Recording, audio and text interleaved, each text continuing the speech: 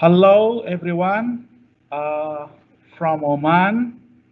On behalf of the English Language Center, University of Technology and Applied Sciences, Ibri, we would like to welcome you all to join our ELT Seminar live event, Contemporary Strategies in ELT. And I would like to enjoy our ELT seminar. We have a great guest speakers, one from Brazil, and the other speaker is from Egypt.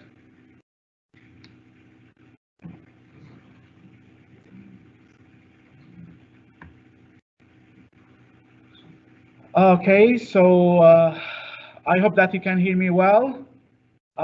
Now, let me have the chance to welcome our professor, our great guest speaker from Brazil, Dr. Luciana, and she is going to introduce herself on her way. So could you please share, your PowerPoint?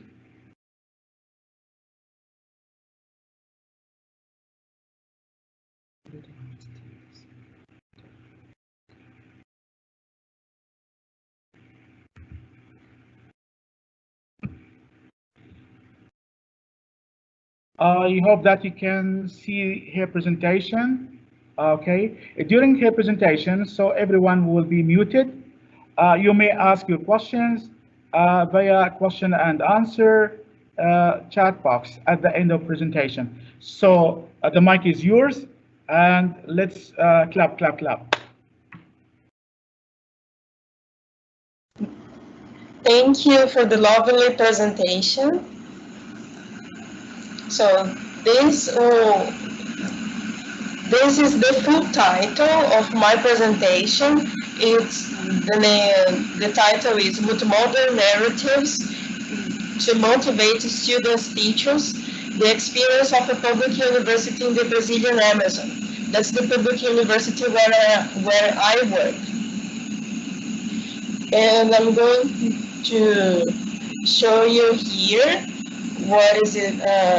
First of all, where I am in Brazil. The name of the state where I am is Pará. And the green area, the dark green area you see on the map is the Brazilian Amazon.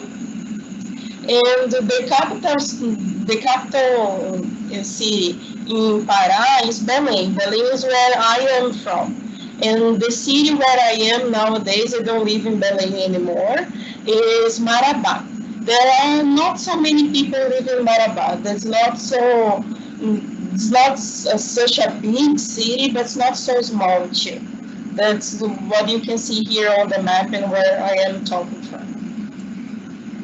And this is how the education in Brazil is organized. We have child education, where the kids study when they are up to 5 years old, and then we have 5 years of elementary education, 4 years of middle school, and high school is 3 years. And higher education may take from 3 to 6 years, depending on the degree that you are getting. And people study English as a compulsory subject only in middle school and high school. We can see English in the other stages of education, but only optionally. The school must not offer this during elementary school and child education, but sometimes they do. And this is where I am talking. What I'm going to talk about is one experience I had with my students, and they are students who are studying to be English teachers, and they are not native speakers. And so you can type on the chat box if you are a native speaker teacher, or if English is a foreign language for you. This bachelor is a bachelor in English teaching and takes 4 years. And the name of the university is Unifespa. Unifespa was established under this name in 2013, but we do exist as one university since some time ago, since 1971. And nowadays we have 42 undergraduate degrees and 13 graduate programs. And we offer degrees in 5 different municipalities. And the bachelor's in English teaching, that is in 2 cities, Marabá and Canal dos Carajás. And the teacher certification that the students get, they can work in middle school, high school, where the school must offer the English as a subject, and they can also work at language schools and non-school institutions, like museums, for example, because the school is not the only place where a teacher can work.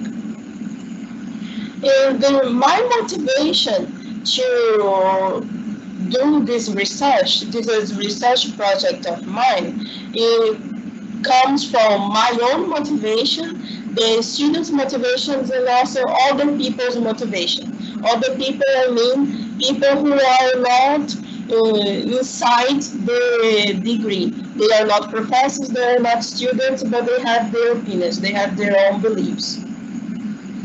So, my motivation in the students comes from the fact that we are not satisfied with the progress, because the students who are studying and also the graduate ones, they are great teachers, they can learn very well, they can teach amazingly, but they are not so good when it comes to use the language, to use English as a foreign language.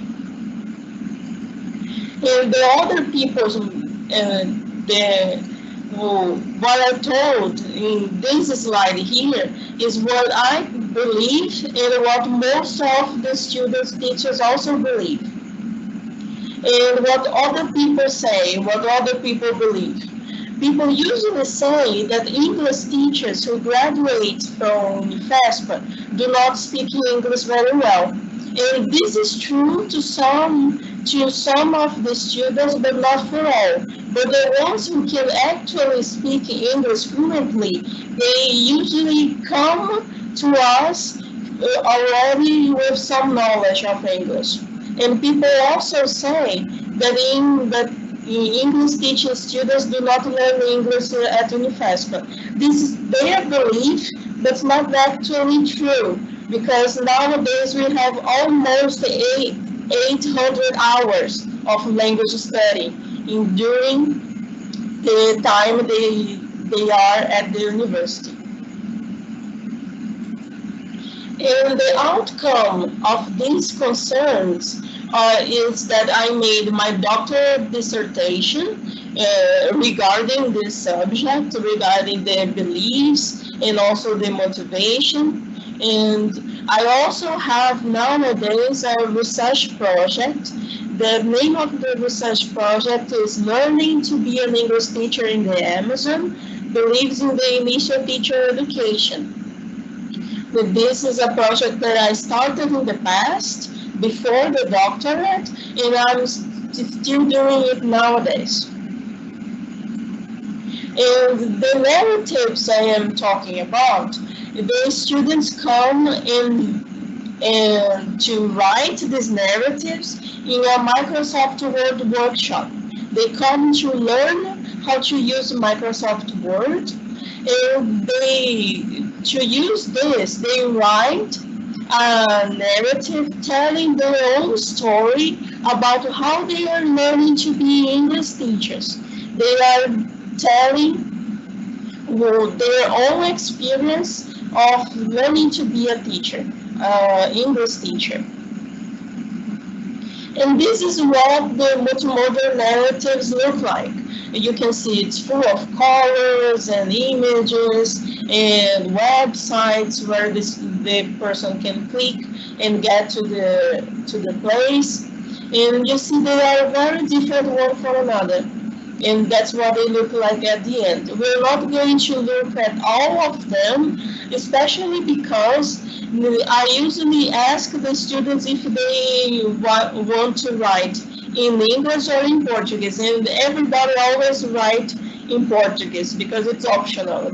They do not need to write in English, and they always choose to write in Portuguese, that's their mother language, because they do not are so fluent in English to write yet when they write it.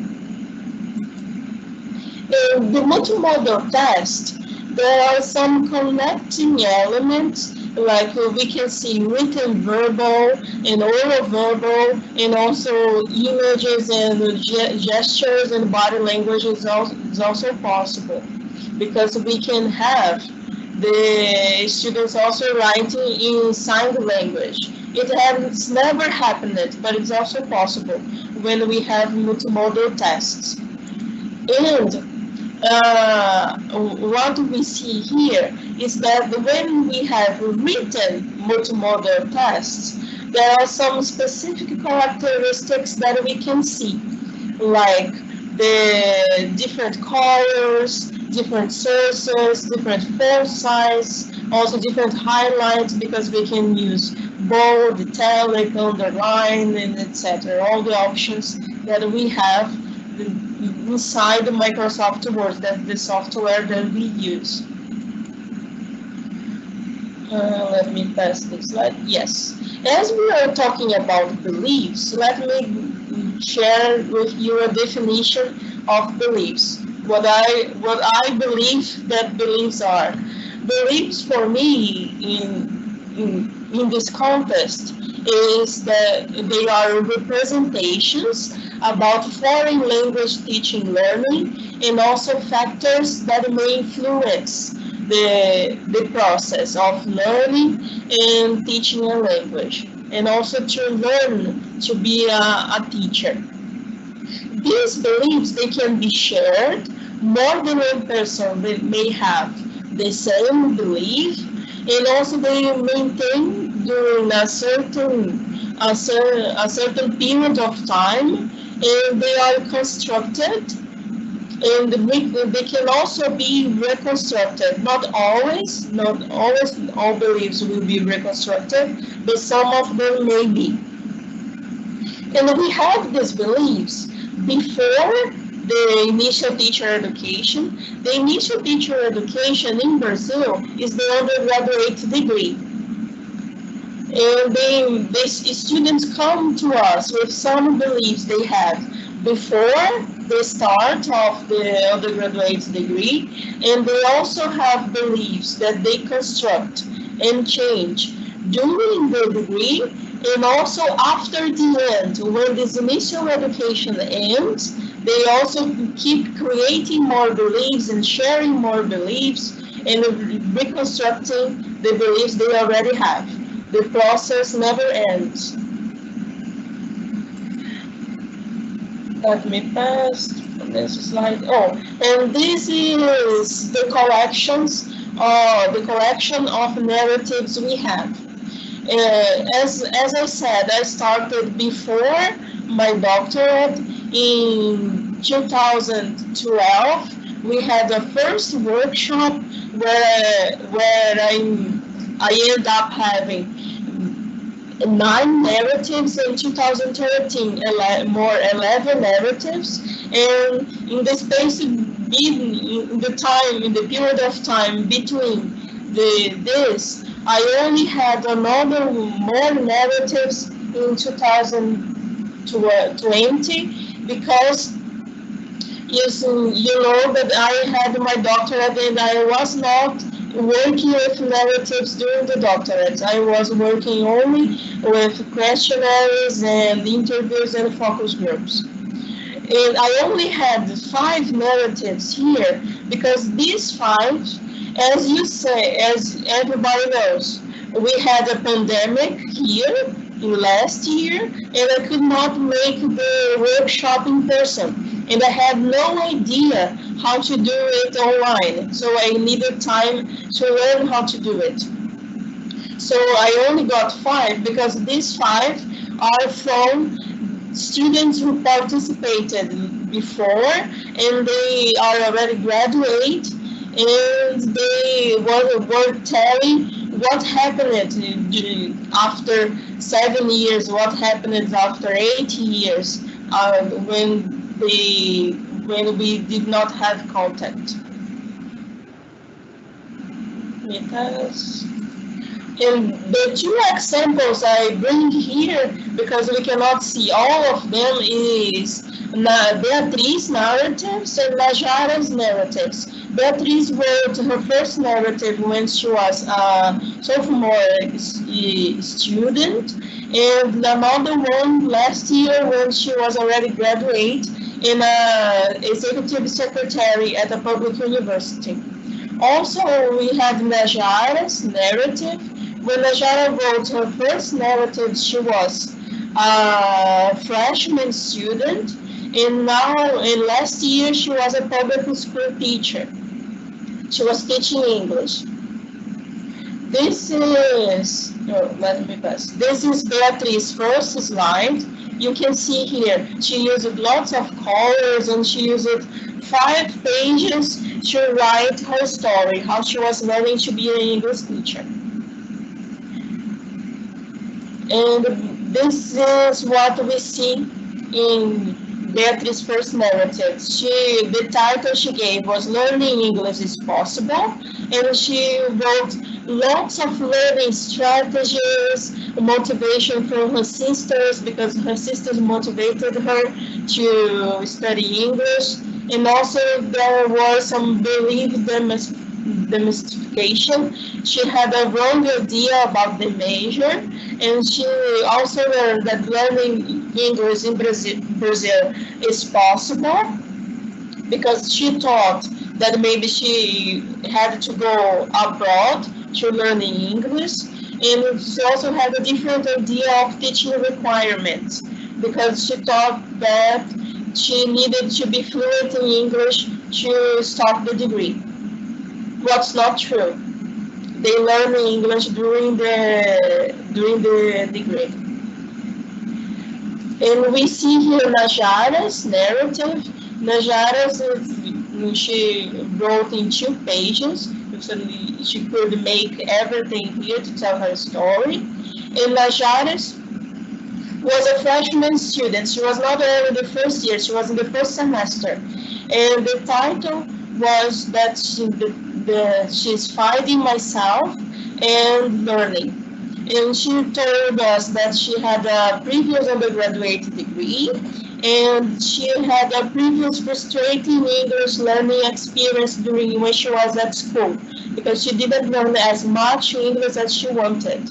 And she was willing to become a teacher because she comes from a family of teachers. And she was willing to be one too. And this is Beatriz's second narrative. Beatriz wrote 4 more pages telling what happened to her. And she says that she's an executive secretary at a public university nowadays. And the title she gave was Rediscovering and Self-Knowledge. She says that she's falling in love with translation. She's not a teacher anymore, but she had an MBA in translation, and also she was finishing her master's degree in the same area. And she was willing to learn more languages to work with translation. Najara's second narrative is full of photos with her students and photos of her trips abroad.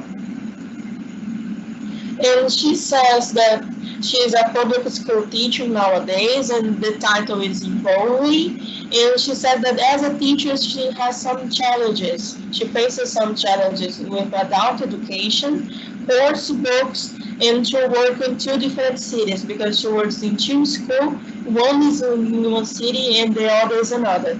in another. And she also had her first trip abroad, and this was her first opportunity to use English outside Brazil, and she was very happy with that this finally happened to her. We see that Beatriz and Najara's first narrative, they see each other only as language learners. Just Najara sees herself as a future teacher. And that is, they don't say much about learning how to teach English, learning to become a teacher. We see that also that Beatriz in Najara's new narrative, they tell about dreams coming true. And Najara was living her dream of teaching English, and also Beatriz was living her dream and doing her master's degree in translation. That's what she fell in love with translation. And also we see some beliefs change. They all started to believe that a teacher does not know much, does not know everything. That's a belief that they used to have when they were doing their undergraduate degree, that the teacher needs to know everything. And also that the graduate needs to keep learning. That is not a graduate, it's not the final thing, the undergraduate degree. And general considerations not about only Najara's and Beatriz, but also about all the narratives. We see that before the undergraduate degree, what they say is that they had unrealistic expectations about what and how of the learning at the university is going to happen. And during the degree, they say that there are difficulties, but these difficulties in general, they lead to beliefs change. They face something, and in trying to solve the problem, they end up changing the beliefs they had about all this. And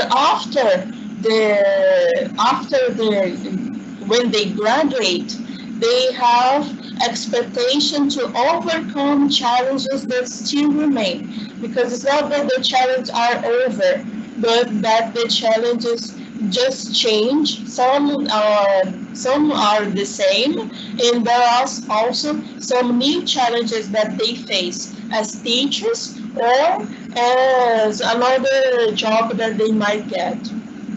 Not all of them end up being teachers. And there are some benefits of using narratives. I had this experience using narratives with my undergraduate students, but it's also possible to use these learning narratives with other students at other levels, like language schools, and they can talk about how they are learning English, not how they are learning to be English teachers.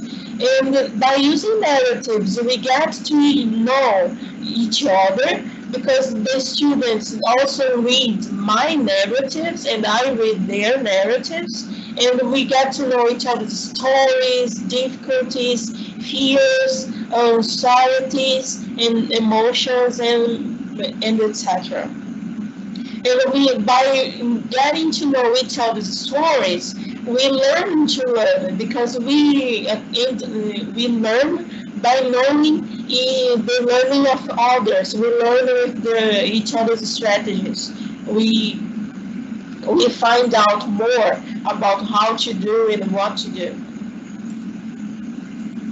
And also, it's useful to demystify beliefs, because we better understand the learning process. We have the opportunity to write about the process and to better understand and reflect about this, and also to build realistic expectations. for example, the alternatives that we have, where to go, like if the student really wants to be a teacher, or if he or she wants to be in something else. And as soon as we have the alternatives and we know which one we want, we can find the directions how to get there, how to get to your objective. And more benefits, it's that the beliefs change considerably. The students trust themselves more, they get more motivated, and also students see the need to change strategies and to change behavior. And none of the students who participated in the workshops, they gave up. We have such a high level of students giving up the undergraduate degree. We usually start every year with 40 students in each group, and not more than 15 or 10 of them actually graduate for many different reasons. But all that participated in the workshops, they graduate. They may end up not being actually a teacher, but they also can be something else. Because teaching in Brazil, being a teacher is a really underpaid job. So not everybody actually wants to be a teacher, even if they are a graduate in a bachelor's in teaching. And beliefs change is the first step. It's the first step that I believe it's possible to get there. And they need to change what they think, if it is unrealistic, and to have a different behavior and to find different strategies to use. And that's what happened during the workshops. And final considerations, not to end the discussion, because we are going to have the questions and answers later on, but to end my presentation. We have a process of learning to be a teacher. And this process that we see represented in the narratives, it involves growth, development, and movement. This movement can be sometimes forward, and sometimes it can be backwards. And the movement is forward when there are victories and when there are achievements. And they can also move backwards during the process when there are defeats and difficulties.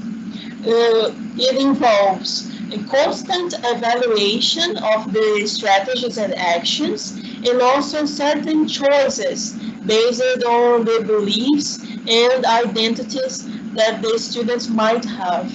Because in the beginning, in the first narrative, they usually identify themselves more as students than as prospective teachers. Because most of them are in the beginning of the learning process, of becoming a teacher. None of them were participating on the workshops is optional because it's part of my research project. And we also have the next steps. The next steps are what I'm intending to do inside my research project. I want to have the narrative workshops from 2021 onwards, because it's something that I don't intend to stop soon, because I see the benefits that they get when they have the opportunity of writing their stories. And also I want to start in comparing the results with beliefs change, to compare and see if there is considerably marked change in language courses, because as I said, they have seven 708 hours classes of language study. I want to see if there is any change, if they not only have motivation, but if there is improvement, and also the development in speaking and writing, because they need to speak and to write in English in all the courses that they do, not only in the language courses. And this is the end of the presentation, and I thank you very much for listening. And this is also my email if you want to get in contact with me. Any soon, it may be to ask questions or to know a little bit more about the research project, and also about the work that I do with my students. And thank you very much for listening.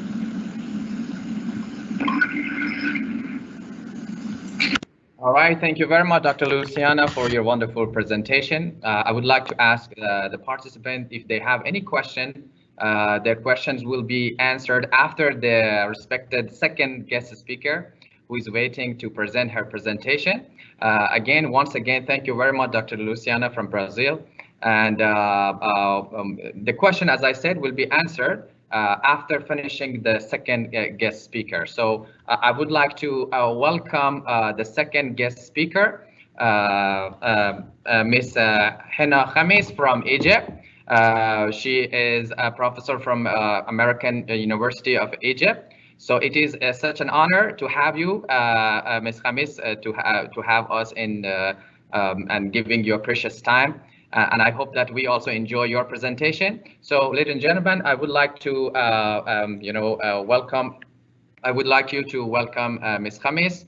I would like now to send the file to make it live for everyone. Okay. Thank you very much, and for that very kind introduction. Thank you, Luciana. I enjoyed your presentation tremendously. Just a little correction. Okay, I am originally based in Alexandria University in Egypt, and my master's degree and a good part of my professional career was in the American University in Cairo.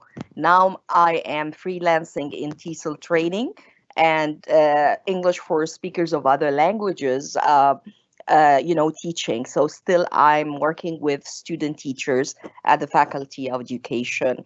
It was very interesting to receive Faisal's invitation. I've been looking forward really to this presentation. I'm glad we managed to fix it. Today, I would like us to talk about e-portfolios. So allow me to share the slides first of all. So we are all on the same page. So that would be number one. As our moderators have said, we can collect questions, put them in the Q&A box. Okay, I will be looking at it, okay, at different points. I would appreciate it if you just make sure, if you have some comments, to put them in the chat box and the questions in the Q&A, so Luciana and myself, would be able to handle that at the end. Again, I'll be sharing a number of links, so if you wish, okay, keep an eye in the chat box. Again, copy and paste, and for those who have access to their computers, you can try hands-on bits and pieces if we can have the time for that, because I promised Faisal an interactive rather than a one-way kind of talk. All right. So today I have the pleasure to talk about e-portfolios. Now, we've come across the term, and it's been around for quite a number of decades. I would say like they started talking about it as an assessment tool sometime in the 90s, okay, but it just came forward to the forefront sometime early 2000s. And there are figures especially related to that field, Dr. Helen Barrett, a distinguished professor in the field who's done a lot of research on that, with particular reference to e-portfolios and how they've developed along the way with the advent of social media and with the advent of Web 2.0 tools. So she's done that kind of research and how you could relate portfolios to assessment, and not just assessment of our learners, which is a big deal, but teachers as well. Think of yourselves as teachers. We go through appraisals, annual appraisals. We go to jobs, and from one job to the other, we need a compilation of our best works or maybe more. So the point is, now with remote learning, now this has come to the forefront strongly and has challenged us all. Now people started talking about, well, I think this is time to use e-portfolios. Exams are very hard to conduct, okay, otherwise. So not online. We need to keep an eye on e-portfolios. And then these struggles, okay, just came forward, and then, okay, our students cannot be assessed. So it's that debate. Can we use them for assessment or not? If so, how? All right, we're going to touch upon some of these and a lot more today. Now, just to be familiar with the whole idea here, what are, okay, e-portfolios in the first place? What do we include in them in the first place? I thought before anything, okay, we could just collect some of your interesting ideas here about, okay, what could they be? So there we go. Excuse me for that. I'll share a link now, and this link would be a voting link. We're going to conduct a quick poll here, and now I will be looking at your answers. So back again to you in the chat box. Just a second. I'm not okay, the best person to work with that tool. Remember that, Faisal, I said that I prefer other platforms, but trust me, now I'll try to do a good job. Now, please, if you're participating with us today, please go to this link. It's a menti.com link, and I'd like you to select, okay, whichever you believe e-portfolios are all about, okay? So, and I'm going from my end here, try to see if you got any idea here, what this is all about. So now this is my question, and I just would like to receive some of your answers about, okay. So give me some feedback, yes. Give me some feedback, dear Faisal, if it's working from your end. Are you able to access that?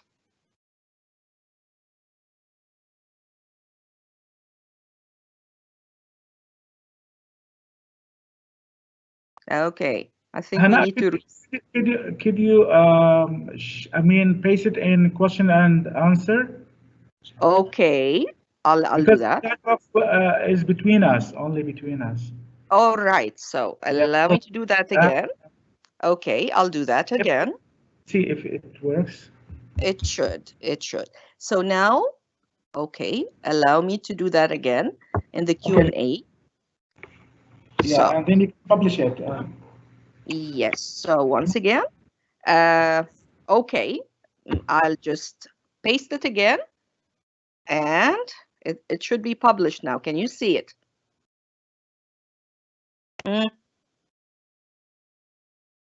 Is it there?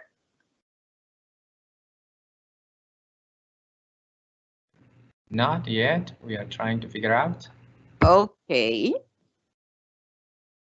I can show it from my end if it doesn't work, so we don't take too much time over it. If it doesn't work, it doesn't work. No problem.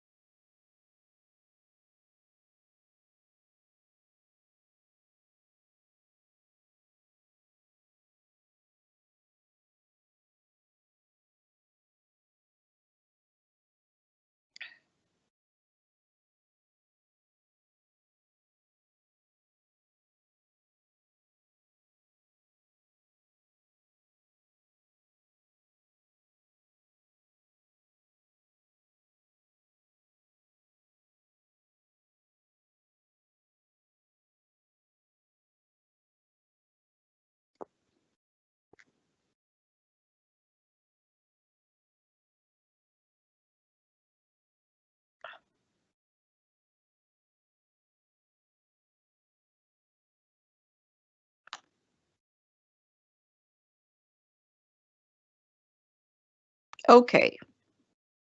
I think I'll have to pass on this one. Okay. So if I just go here, and I'm not sharing my screen with you, am I?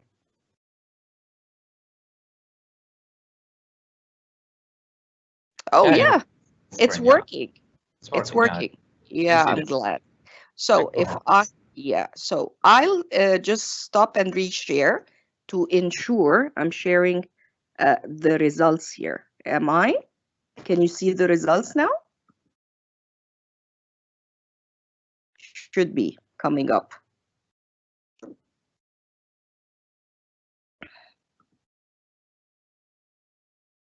What I got here is the following. All right, so looks like we're trying to view. Yeah. Yes. Can you see the results now? Yeah, we got it. Yes. Yeah. So here we have got different reasons. Now, some people would think, all right, it's it acts like a showcase of best works and final products at the same time. All right, it's best and final. Some people would think it includes a chronological record of development, means every bit and piece of your work.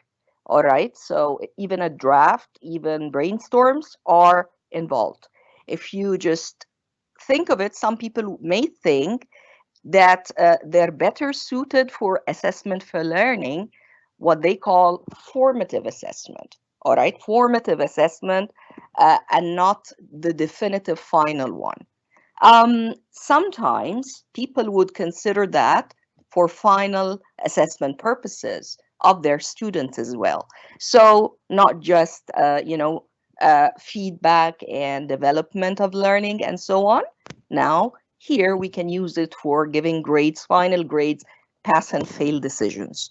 And some people would consider that as best, okay, that they best highlight the process of learning and development. These could be among other reasons why, okay, we may consider these, okay, and other reasons, okay, for using e-portfolios.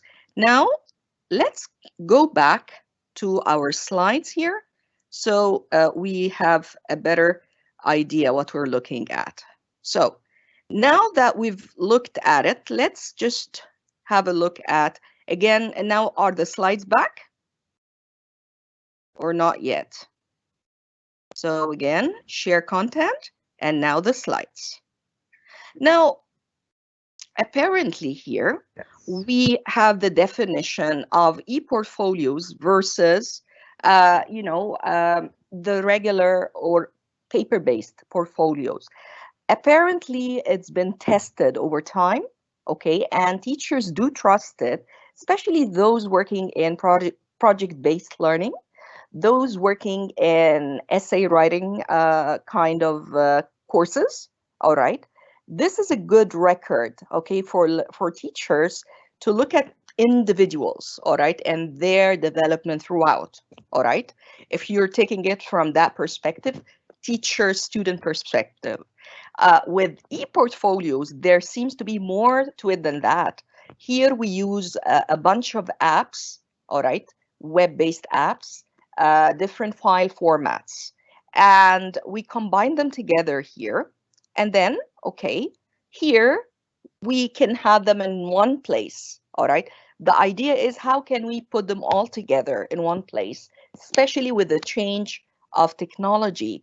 Technology is transient. Some things fade out. I created a full-fledged portfolio back in time, and it was down, okay? All of a sudden, it said, okay, no longer is your institution a member, and now I lost it all. And I had to recreate my work and recompile it.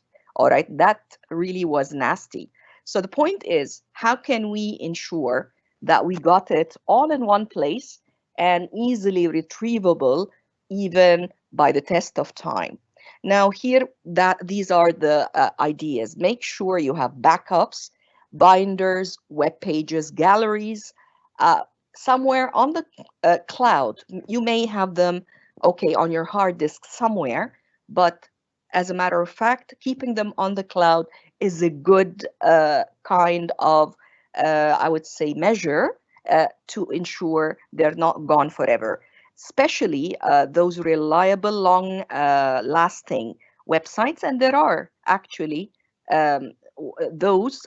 Just make sure you are aware which is which. Now, what do we use these for? Okay, the idea of e-portfolios, the purpose is very important.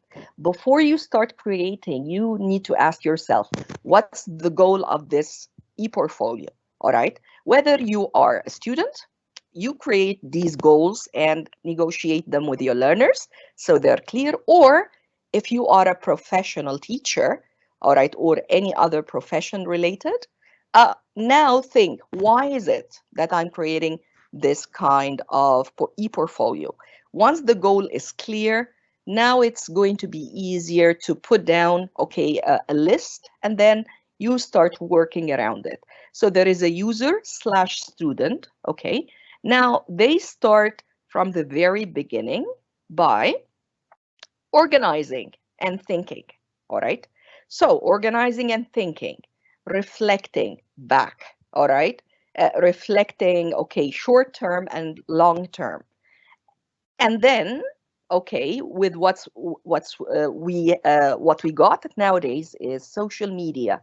We create learning or personal learning networks, all right? We have PLNs, communities of learning, and that is the most important bit now. We connect, all right? If you've heard of LinkedIn, if you've heard of similar, websites useful for job purposes, if you're applying for jobs, now that's the main benefit here, is the connections you make with professionals all around the world, okay? If you're doing it for your students, you are training them for the future, the 21st century skills bit, all right? So it's about organization, reflection, connections, and then you start the creation part, okay, where you start using the available tools, putting things in perspective using the various tools. Make sure you have an archive where you retrieve from, okay, wherever.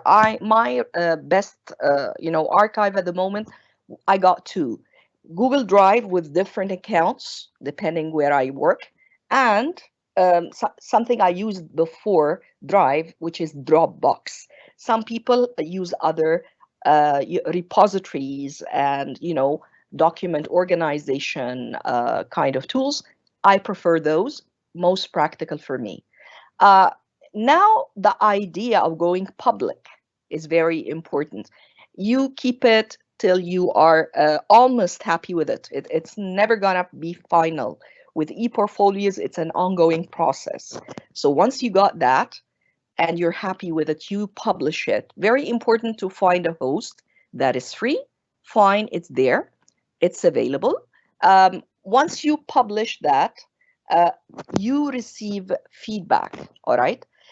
That's the beauty of e-portfolios. They actually have, space for comments and connect or contact me, or whoever is the creator of the portfolio can receive comments, queries from various people around the world, okay, whatever the community is. So you receive feedback that would help you better improve the way you sort of present yourself. And for our learners, we are that audience that should really provide, okay, feedback, how to do a better job of showing themselves to the community, whatever the community is. And it's an editing process, an ongoing editing process, and you go on and on and on. Up next here, so then what here, once we got that, now we need to think about that. Now, e-portfolios happen to have two faces, okay? They're not necessarily focused around, like a resume, a chronological list of okay, what you've done, okay, throughout your life, professional life.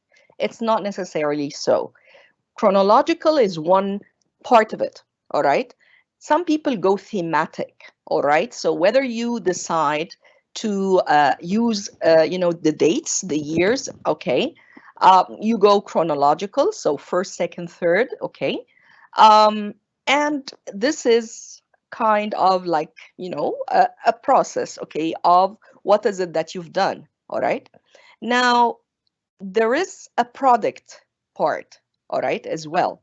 Now, we can do that, all right, and we can think about it. I'm not doing it by order of time. I'm doing it with themes, okay? So themes means, all right, areas, okay? Like, for example, I've done consultancies. I'll gather up all consultancies together, all right?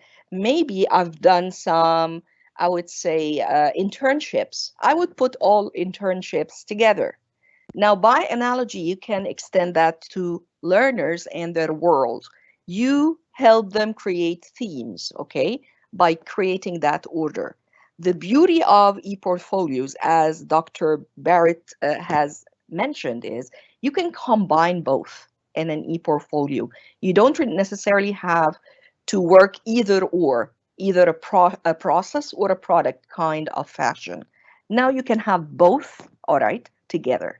So how so? As you can see, this is a diagram that she's come up with. And you can see the relationships, all right? You start, okay, with a purpose, okay, and you keep reflecting. For learners, you can ask them to collaborate together, come up with a workspace, all right, and they track their own process along the way, starting from the first brainstorming session, first drafts, and then the final, okay, product, and you provide them with feedback for development. And that's the assessment for learning bit, right? But it goes on, and you can see the interaction part where it goes back and forth. The final product is not necessarily final. You can just give it back to the learner and they can do a better job. And again, it becomes a product for you to look at, okay? So this is the track if you are wishing for the process. How about the product track? Now, if you're doing a product, okay, now here I'm looking for best works. It's a showcase, like you're exhibiting yourself. And on an exhibition, you don't necessarily put down each and every scratch, you put on paper. No, you just give your best or put your best versions in a portfolio. And that's it for you. You just skip the rest, okay? And you necessarily put it in some sort of like organized fashion, best works fashion, all right? And here is the thematic organization bit. Now this one here, it begs evaluation rather than feedback, although you can provide feedback, but it's about the final, the summative stage of assessment, right? And of course, okay, you can ask your learners to write reflective notes on that or the rationale behind their portfolio. You ask them to write descriptions of that. And that's the beauty of it. And it keeps improving by time, you see, to describe your best works. You don't just throw in randomly a couple of items you have and voila, here you are, dear teacher, you do this. You look at it and, okay, tell us what you think. No, here is, I'm doing active reflection on my feet, okay? I put down a piece of my work, claim it's the best, and justify the rationale why I see it the best, all right? It's all a process of collection of artifacts, as it says here. Both the documentation of learning and achievement part could be combined together. Now, I'd like us to work together now on tools. And let's see how we can do that. You can easily do it with me now if you have access. My portfolio, the latest one, I told you about the first one that was gone because of a subscription that was gone by my institution. So I had to really think of free tools. Mind you, I prefer freebies a lot, okay? I looked up, and that was like 3-4 years ago, Weebly, all right? Weebly was there and was quite user-friendly at the time. So I just tried it out to come up with, my first, portfolio away from subscriptions and so on. And it worked for me, all right? When I looked up, the latest for this presentation, for the purpose of this one, the latest available online, I found even better affordances. I found something called Wix site, and I totally recommend that one. So if you wish, you can go to this one right now and look at it. You can simply sign up using your Gmail account and start creating using a template, a ready-made template. Do not add much except maybe your name, and go through the steps, create, okay, and you may even publish if you wish. And later you can start adding bit by bit your artifacts, your picture, your background, your achievements, your writings, etc., etc., etc. All right. I haven't used Folio Spaces yet. Looks promising, but I haven't really tried it all yet. PB Works is one of my most favorite. Why? Because it's so flexible and user-friendly. Just to be specific, PB Works is excellent for students because, again, it's meant for educational purposes, and it gives you space to create student accounts in case you're teaching, younger learners, those who do not qualify for autonomous emails because they're underage. So PB Works helps you do that. And PB Works, is one of those what we used to call Web 2.0 tools at that time, where you can co-create content. All right, you're not just a viewer, a passive user or viewer of the web. You are an active user of the web. You can create your own content, not just alone in collaboration here with your group members, collaborators, etc. It is a wiki in its own right, but it's tweakable. It can work in different ways. Of course, there are other tools like blogs, etc. But if you wish for an easy tool, I would recommend the top tools, Weebly, Wix site. Okay. Now, what we're going to include is very important, and we said we sit down, reflect, and make a list here of goals. And if you are a teacher creating your own portfolio to model, now you need to think of your own profile, a summary, okay, of the achievements you've made. You need to consider your showcase of best works, okay, distinguished kind of products, I would say, and of course your qualifications, very much like your resume, okay, more or less. However, this is going to be multimodal. It's not just text or a dull text. It's going to be like, video, audio, photos, text, a mix of all these. Now, just so we know, okay, to actually be ready to create our portfolios, it's a mix of what we call hyperlinks. A hyperlink looks like that at the bottom left, all right? This is a hyperlink, all right? Now, embeds, it's at the bottom right, all right? What are embeds? It's a code that we needn't worry much about, but it's an offering here. If you are working with something, for example, like PB Works or Weebly, you can go to that developer mode, all right, and make sure that you create an object, whatever the object is. You get it, all right?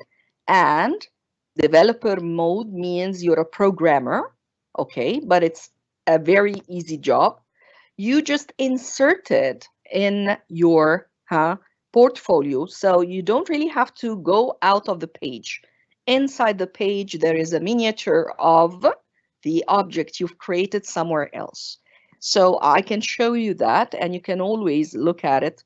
All right, I got the links there. So this one here is going to take me out to my Facebook page, which is interestingly a mini portfolio for me. So those who actually are connected with me on Facebook can easily link to my actual portfolio, the full-fledged professional one.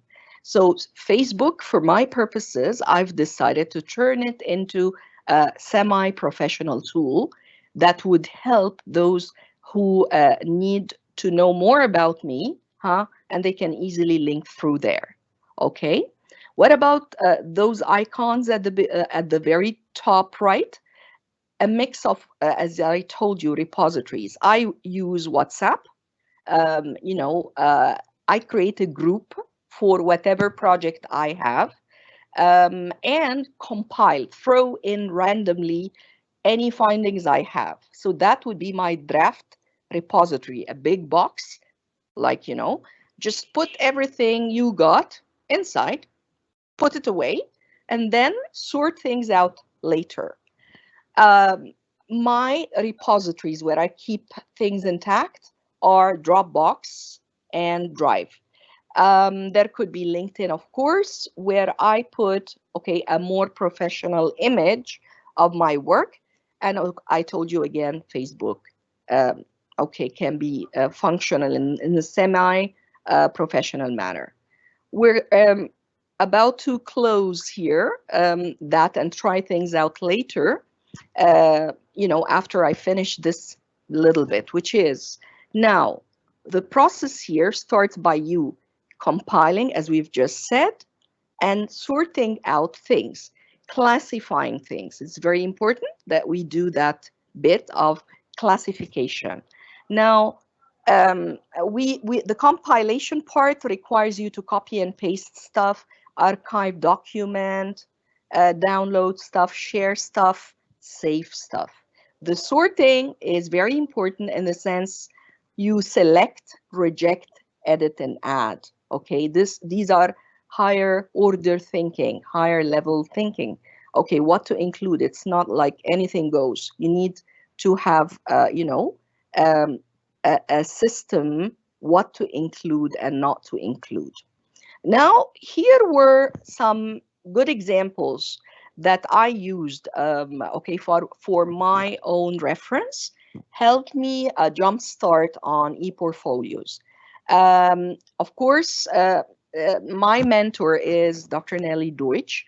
Back in time, when I had little access to any freebies, she offered me a space on a website called Mahara for creating e-portfolios. She was so generous with that. Now, the other one, which is free to all, is Google Sites. Although up till this moment, I hate it. I don't really like it. It's not a very user-friendly tool, but it's doable. I mean, to me, it's a little bit, too much work. I prefer PB Works. This is for wiki kind of work. But this one, interestingly, is the link to Dr. Helen Barrett's, ePortfolios website. It's an amazing website. She used Google Sites for, as a technological tool. And she added everything that relates to her research on ePortfolios. I totally recommend that. Mine, I used something user-friendly, which is Weebly at the time. And the point is, after you go through samples and you're happy and you have a good idea, you start drafting your own like I did, and ensure that you keep track of your links and your embeds and your you know, best works and stuff, make notes, and just a skeleton, you know, just a rough skeleton of what is it that you would like to show. That's what I came up with on Weebly. As you can see here, the URL, the address above, my first last name, .weebly.com, right? So very easy. And I've created a website, and that's the idea here. So easy to create your own website if you wish. And that's what's going to be your e-portfolio. And hopefully, if you wish to do the same thing, for learners, train them on that. By the way, learners are better, you know, a lot better with technology than we are, you see. So if they work on it, they're going to amaze you with the products. Here is a collection of pictures, text. Here is an audio and hyperlinks to where I used to work and so on and so forth.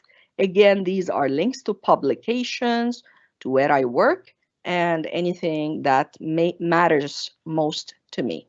Now, the idea of editing, once you gain access to a place, a spot, you have editing privileges. Of course, I go for the free plan, okay, free plan. And you can always upgrade, but you know, teachers don't have that much to upgrade. Normally, they stick to the freebies like me. And here is the best part where you know who has visited you along the way, how many, and so on and so forth. This is beautiful indeed. What else? So what? What does that matter? Now, the following step is now the use of this for us and learners, as a matter of fact. It's a good reflection on one, the process, whatever it is, process of learning, process of development, professional development, process of producing some project that you would like to be proud of, you know, in the future. So we're taking the left part of Dr. Helen Barrett's, you know, I would say model, which is focused on learning and documentation of the steps you take along the way. All right. Next, the other part is it's a product oriented process again, or product oriented kind of vision here. You can easily reflect on your final products. All right. And this is the right hand side. Okay. Where I would like to present the best, okay, of the best of my works. So it's a showcase, and it's okay. It's easier for evaluators to sort of like give you, I would say, a final evaluation of how well you are. Okay, is that you know, satisfactory? Is that like intermediate? Is that like outstanding, or what? And that is why we need to have assessment criteria. If we got that, whether we're teachers assessing our learners or we are employers appraising employees or job interviewees, we need to have some criteria for, you know, accountability and objectivity. Here is where rubrics come in. There are dozens and dozens of assessment rubrics. And here is an example where it's a 4-level rubric: exemplary, top, proficient, which is a little bit less, partially proficient, totally incomplete. And this is an analytic rubric. This could be well used for project work, all right, for your learners. Look at the categories or criteria.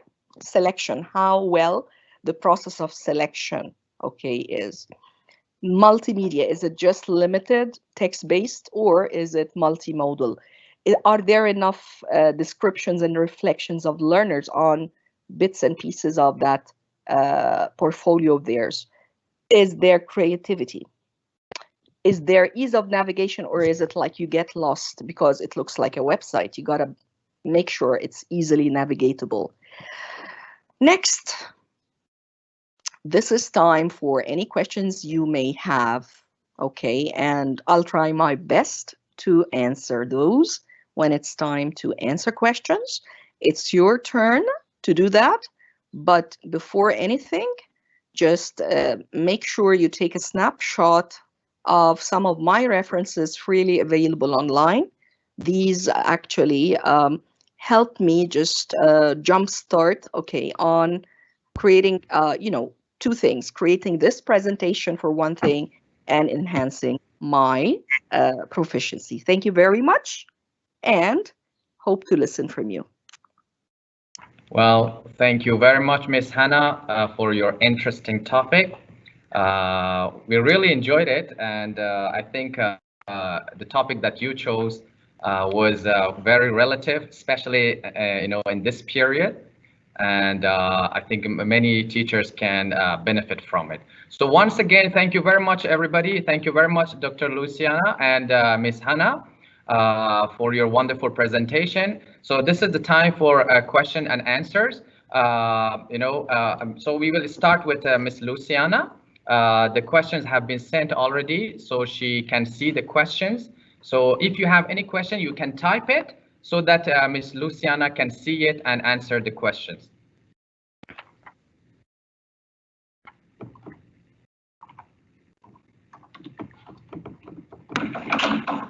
So thank you very much. I only saw one question in the Q&A box. So this question, I thank you very much for the question, is from Lessing. I don't know how to pronounce the name, Lessing Coley, and it's asked, what is the practical way to implement narratives in the teaching the language skills? I consider if you are teaching language skills, you can use narratives in specific ways, like when you are teaching, for example, writing, and you want to focus on this specific skill, you can ask the students to write the narratives about how they are how they are learning to write in English. They can say strategies they are using and how they get motivated to write. And the same thing with the other skills, like reading. They can say what they read, how they are reading, how they are learning to read, what strategies they apply from the mother languages to the foreign languages. There are specific strategies you can use. You can ask for them to write about all the 4 skills or about one specific skills, focusing on the strategies that they are using. I think it's a good way for them to share strategies so that they can learn with each other, and also to get motivated to see that the other friend has the same challenges and the same motivation, or using the same strategies. They can get involved talking about a specific skill or about the 4 skills, if you are in a language school or in a regular school. I believe it's possible. I did not see any other question for me. Okay, we got a question. One of the question is that would you recommend Microsoft Teams for children below 12 years? But this question for me? But I can answer. I can answer. Like I believe all platforms can be useful. I'm more used to Google Meet, and this is the one I use in my university. But I believe if the teacher is working with the students, and I don't know Microsoft Teams very much, but I believe it's a good platform, and you can teach your students to use. It's very important when you are with young children, not only teach the kids, but also to teach the parents. Maybe make some tutorials or send them videos to watch so that they can use it better. But I believe it's a good option. But it's not the one that I use, but I believe it's good. Okay. And we got many questions. Actually, we tried to summarize it.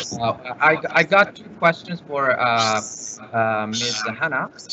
How to implement e-portfolio for reading and listening skills? Very interesting indeed. Okay, just so we are clear, the use of e-portfolios mostly is to document and assess productive or performance-based tasks. Okay, so it's focused on productive skills of speaking and writing, right? Not necessarily receptive skills. All right. Uh, there is not no much space for reading and listening. I mean, reading and listening. Why should you document them in a portfolio when you can easily create a quiz or a test, right? Should you throw in a quiz or a test or quiz test results in a portfolio? Maybe, I don't know, but I would just recommend products, okay, and productive skills. That would be my recommendation. Do we have more questions? All right, thank you very much. We got another question. Some areas, as you know, that the internet is pretty poor. So some teachers are asking whether a platform like Facebook and or WhatsApp can be effective, can be good enough to, replace the applications that you mentioned. Is it a good idea to, use those platforms or not? To use it as a portfolio. Yeah. Is that to Luciana or me? This is for you, Ms. Hanaa. All right. Okay. Let's just break it down a bit. Okay. Platforms like WhatsApp. WhatsApp would not help me create a portfolio. It's just a space where I can create a group, a very small group that I would use for collecting artifacts, my personal artifacts. And now that you can create a group with 2 people and kick out 1 person, and you'll be the only member in the group. So it becomes a personal repository, like a drawer in your desk, a drawer where you throw in stuff, and later on you may go back to it and draw important matters or important documents, etc. As for Facebook, I would recommend it, although you may find it a little bit unacademic, but it works very well, all right, with bad internet connectivity. I worked with my learners. Most of the time they complain about their connectivity. They cannot Zoom, they cannot use Teams, for example. So I get through to them through Facebook affordances and sometimes Messenger, all right, if I would like to meet with them. But that's beside the point. If I wish to use my Facebook like my own repository, not repository, I would use it as my own portfolio, all right? I have to have a little bit of restrictions. Facebook is quite open, right? Need to make it a little bit closed. So what I do is I have a Facebook for learners and it's a private group, right? So that's number 1. If I would like to model things, I don't think it's gonna work, all right, as a portfolio per se. It's just the, sharing links to more private spaces, right? And basically a portfolio, electronic portfolio, needs to be published online. It has to be online. So Weebly and Wixsite are fine because you simply work separately. We don't really have to be there like Teams, for example, all together synchronously at the same time. We can work at our own good time, in the late time, asynchronously, each one or each group, if you wish, creating their own portfolio. You see what I mean? So as long as it's not synchronous, bandwidth issues can be relieved, you see? And there is something else I'd like to add, something that was not there back in time. Mobile phones, smartphones. Smartphones are easier to access platforms nowadays in terms of bandwidth because they minimize their features. You see, a web-based site has too many features, is too heavy when it's bandwidth, okay? If you try the very same website through a cell smartphone, it's easier to access and faster to make shares and edits, you see? Maybe I would recommend, although it's going to be a little dull, but I would recommend Google Meet. No, it's Google Classroom. I'm sorry. Google Meet, that's for conferencing.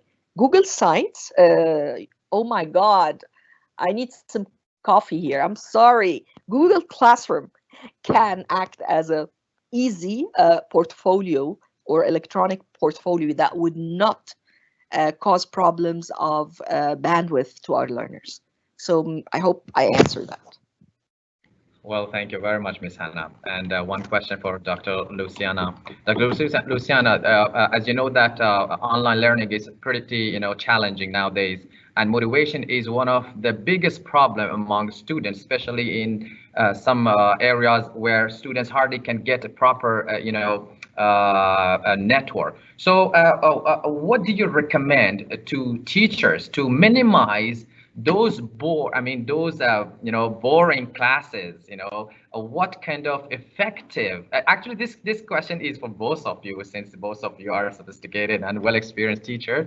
So what can be done, something realistic, some kind of strategies that we teachers can implement in our classroom to minimize this kind of problems, because many students are complaining because of course they feel so bored sitting 1 hour and 40 minutes in front of their laptop or sometimes in their phone. So what should be done? What kind of practical strategies can be done to minimize this challenge? I would say, thank you for the question, and I would say to make it meaningful and to make it not only meaningful but useful for the kids. Not only for the kids but also for the adults. Adults also need to have a meaningful teaching, a meaningful learning. And I would also say to make them participate during the classes, not only to be seated and watching everything and listening to the teacher talking all the time for 2 hours. It's boring even for adults, imagine for the kids.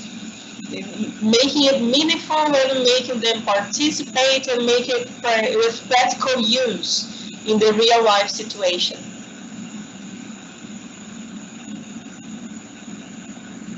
Okay, all right, thank you very much. Hanaa, if you have any recommendations? I totally agree with Luciana, really. Meaningful learning and asking learners what is it they wish to do, what is it they like to do, how do they really, what makes them tick, right? Because we have certain ideas about what makes learners tick. It turns out to be what makes us tick as teachers, not necessarily the students, okay? We need to get their feedback. Do you like this tool or don't you like this tool? Try to involve them in decision making and co-creating tasks for the course, right? And so many people recommend gamification as much as possible. So with gamification means you find like games, or game-like kind of interactions. For example, the Menti tool I used, okay, not necessarily in the best of ways, but yeah, it gives you, it's a quick polling tool. And on the screen, they can see who likes something, who doesn't like something, and they make decisions together, all right, and they see the results for one thing. If you'd like to use things like quiz makers, all right, like Kahoot or Quizzes, for example, these are beautiful where you can use what's available there, a quiz, and you can have a leaderboard with students, okay, ranked by, their scores. I ask them to do that even in, classes where I have no access whatsoever. Back in time, we worked in a classroom with no internet connection except 3Gs on cell phones. So what do? I ask them to gather up in groups. One person would open their cell phone, 3G or 4G, and they would do a group quiz and get a score and then post their results. Okay, if they wish to do it, individually, snapshot of their results. And this makes them feel excited about learning. All right, so you can even create your own questions and quizzes. And again, through that, if we're doing remote learning online and you open that, Kahoot and Quizzes do that for you. They help you, see, and they see each other who's competing with whom and who does a better job. So that atmosphere can break the monotony using multimodal learning. So in a conversation class, for example, I'll try to use videos, self-recorded videos. For example, Flipgrid and Padlet have beautiful, they are beautiful as a matter of fact, and make self-recording so easy and so easy for like sharing and uploading. So those even with problems, internet issues, they can easily do that at their own time, share it, okay, with me as a teacher, share it with their community of learners so easily. Again, I would recommend these two. These are the freebies of our age, and we need to try our best here to keep up. Back to you. Okay, thank you, Hanaa. Now, there is a question to Luciana. How to motivate students who are reluctant to answer the questions during the online classes? So are there any effective ways that you use with your students during giving your online class? What I would say is that my context of teaching is different because I teach in a university. And in my reality, each course I only usually teach one synchronous class with the whole group. And as I can, because I have few students, I usually have 15, 17 in one class, I schedule meetings with each one of them. And sometimes, most of the times I use Google Meet so that they can share the screen with me. And also, when the student doesn't have a good internet connection, I also use WhatsApp to talk to them. But like, it's my reality. In my reality, I can meet with each student for 30 minutes and ask them questions, and like the student is talking just to me. But what I would suggest for a teacher who needs to teach every day, the whole group together, is to also make the questions meaningful, and also I would like establish and make an agreement with them to say, look, everybody needs to answer one question during the class, and they choose the time when they can answer the question and when the question is interesting for them.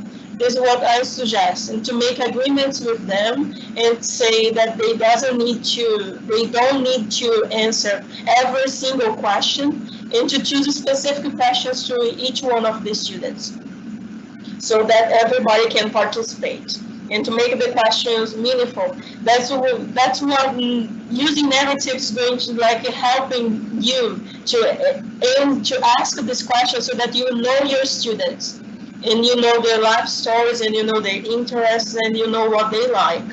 And this would be meaningful for them. Not only meaningful, but also they are going to notice that the teacher cares about them, and that the teacher is not only there just to evaluate or to give them a grade.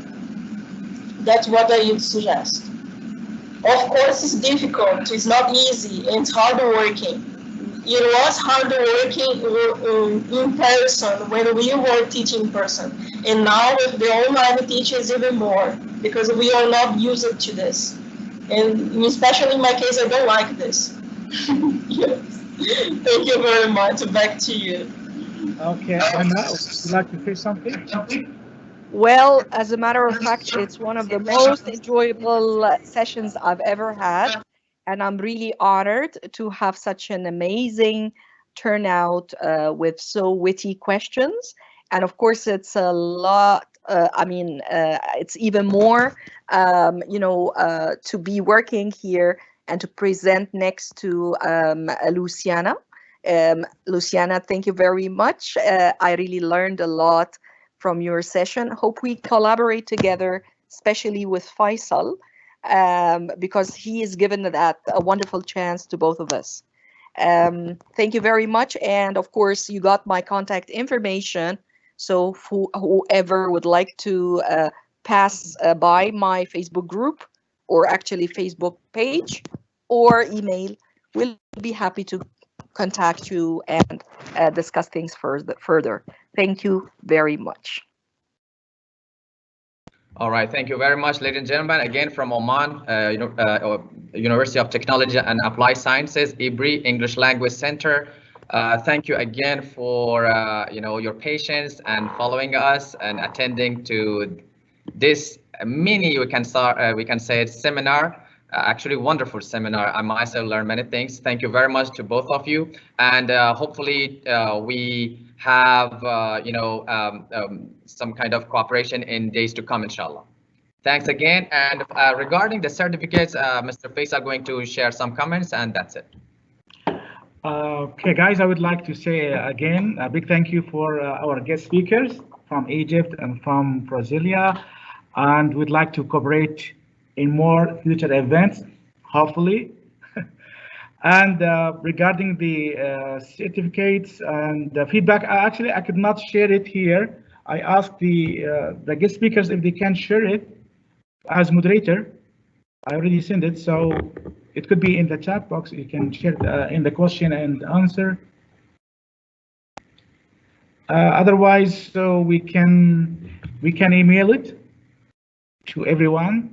I already have the email, so I can email the recording. I can email the PowerPoint, because I will ask the presenters or guest speakers to provide me with the PowerPoint,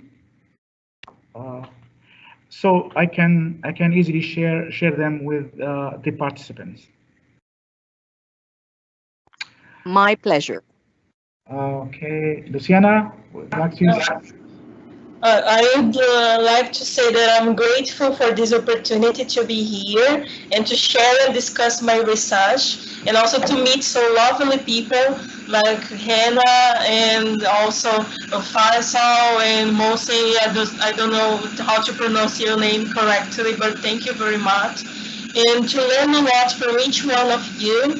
And thank you so much also to my family members who are watching, friends and students for being here with us. And thank you organizers and moderators and attendees for the participation, that you are from all over the world, and that's amazing. And take care and stay safe, everyone. Okay, thank you very much, and have a nice day. See you, inshallah, in future events. Bye-bye. Bye. Bye-bye.